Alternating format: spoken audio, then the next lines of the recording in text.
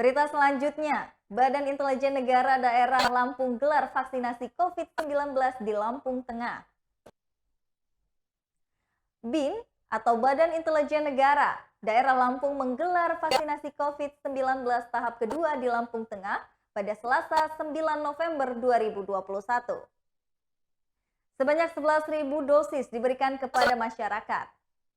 Kegiatan yang digelar di Balai Kampung Poncowati, Kecamatan Terbagi Besar itu dihadiri oleh Kabinda Lampung, Iwan Satriawan, Bupati Musa Ahmad, dan juga Wabub atau Wakil Bupati Ardito Wijaya.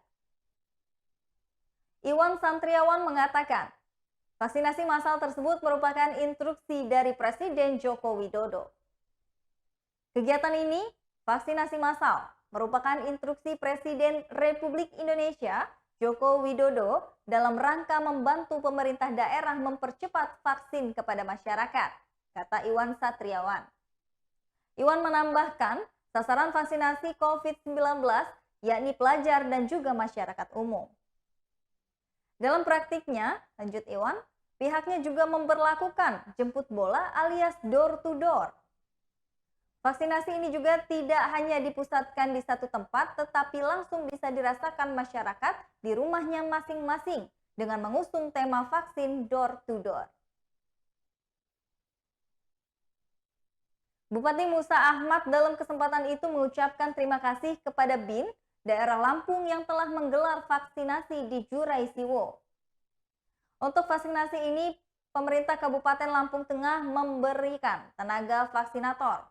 Terima kasih kepada BIN daerah Lampung yang telah menggelar kegiatan vaksinasi di daerah Lampung Tengah, ujar Musa Ahmad. Musa menyampaikan pihaknya juga bersama unsur Forkominda Lampung Tengah masih terus menggelar kegiatan vaksinasi hingga ke tingkat kampung. Dia yakin vaksinasi 100% di Lampung Tengah bisa tercapai pada Desember mendatang. Kami tetap yakin vaksinasi di Lampung Tengah selesai 100% hingga akhir Desember ini. Kami terus menghimbau masyarakat untuk mensukseskan program ini, ujarnya. Di sela kegiatan tersebut, Bupati dan BIN daerah Lampung menyalurkan paket sembako kepada masyarakat kurang mampu di wilayah Terbagi Besar tersebut.